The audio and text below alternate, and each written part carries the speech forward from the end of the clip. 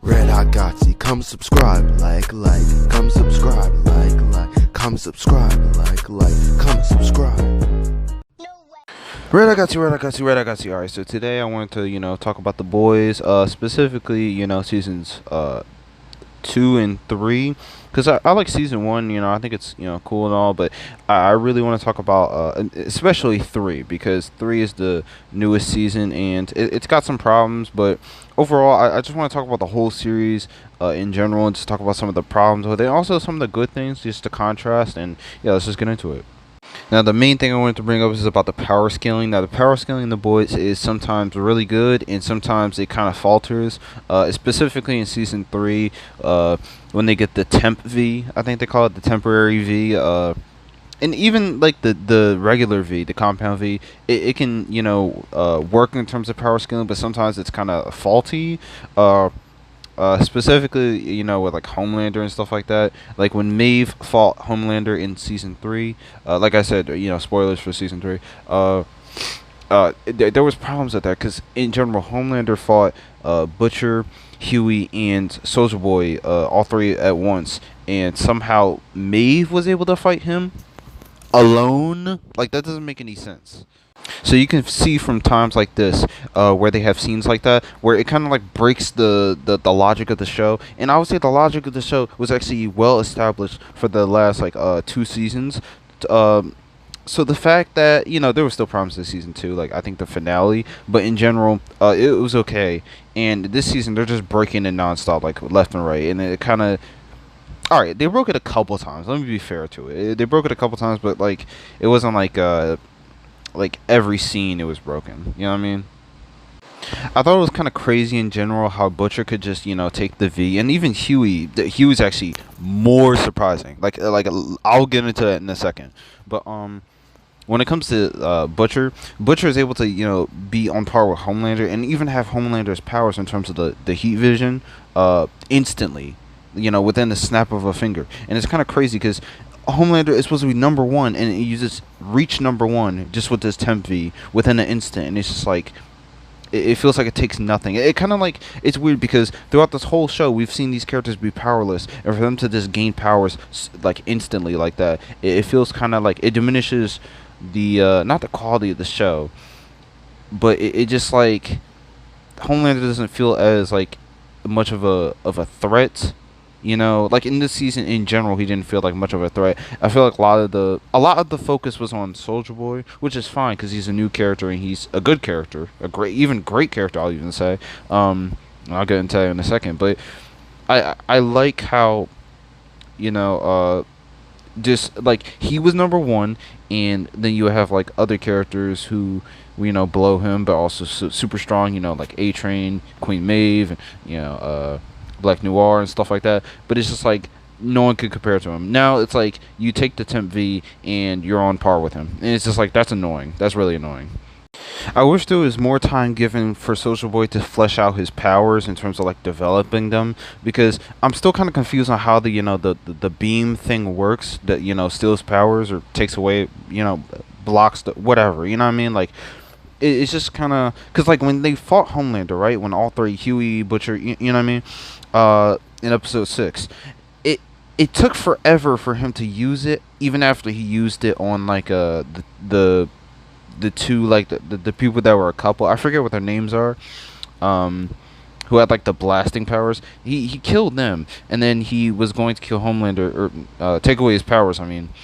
But like it took forever and it didn't work, and he was able to like turn it off, which I'm surprised, because when he heard the Russian music, he wasn't able to turn it off. It just kind of happened, and it was like this huge beam that even went outside of the house, the Herogasm house, and it was huge, and it was super powerful, and it killed like basically like most of the people in there. But like when he fought Homelander and he was about to use it, he not only couldn't use it, but he was able to turn it off, and that's kind of strange. Like, and I would like some explanation for that. Maybe I'll have to like think that over, but in general, it just doesn't make any sense to me as of now. So that is kind of it's inconsistent, and that's like a huge plot device, to be honest, because him having that power is broken within itself, within this universe.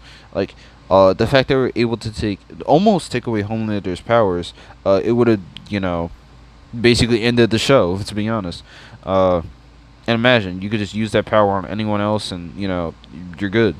And Soulja Boy was actually like they fleshed out his character enough to where I would believe that he would actually be not a great guy, but I feel like they would be able to live in the world, with him, like being around.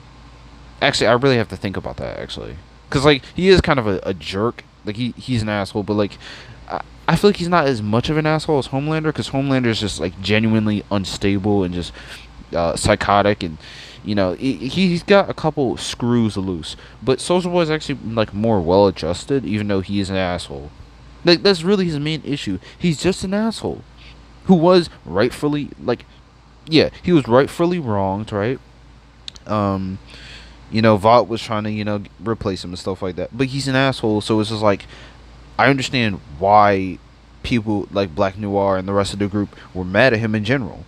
Um, but even though I like his character, because I like how he's written, as this like the, huge jerk of the show, and this huge like I guess you could say like anti-hero, because he's not really a villain. He's kind of like, because he was fighting with Butcher and Huey, but also fights against them.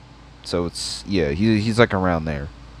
But yeah, I like him in general because uh, he's kind of a wild card. You really don't know what you're gonna get with him, and that's what I really like. And some people were even mad when he didn't like join Homelander's side. But in general, I think that's good, because it just shows like he was really determined.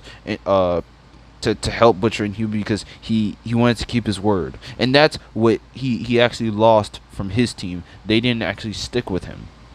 They didn't give a damn, and I guess it technically happened again. He lost another team because they betrayed him, which is sad, And again, he's an asshole, but I get that. But like I've said for the fourth time, um, I think he's well written in general. So I had to add that.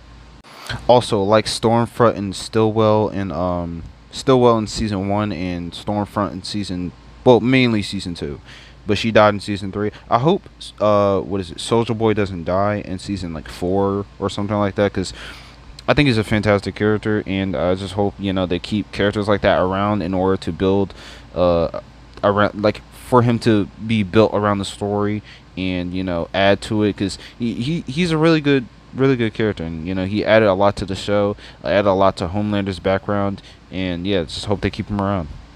Also, I just wanted to add this. I think the Deep in general is just a trash character, because he really just adds nothing. Like, besides killing that one political figure in season three, in the finale, he really does nothing. Like, honestly, he just uh, has intercourse with his freaking octopus and cheats on his wife, and then his wife gets mad, and she's not helping him anymore. It's just like, I don't care. Like, his reputation is trash. It's in the water. Get it? In the water. Get it? Also, when it comes to Black Noir, I feel like he was wasted as a character, and I really liked his development in all of season three. It's the most development he's ever gotten, because he doesn't freaking talk. But in general, like I like him. I like his involvement. I guess it's fine. It kind of annoys me that he didn't like get anything up till now. But this is what we've gotten in this season is good. Like, all of it's good. I just don't like where it ended. Like, he just dies. I don't even understand. Like, why did you go back to Vought in the first place? Why did you go back into the building? You left for a reason. Like, my goodness. Like, you left. You took the chip out, the tracking device, and then you come back and die. And I understand. It's like he's loyal to Vought to the bitter end. I understand that aspect. Like, there's something there, you know what I mean? And just seeing him, seeing Homelander to be betrayed, seeing, like, just hearing Black Noir say that he say, just nod his head to basically just keeping this huge secret to him that he had a father this whole time. That's terrible. At least for Homelander, not for me. I don't give a damn. Freak him. But like, I think it's heartbreaking for him, and his death scene, like Black Noir's death scene, was terrible. Cause like I wanted more for him. I wanted more plot. and we just didn't get that. It sucks.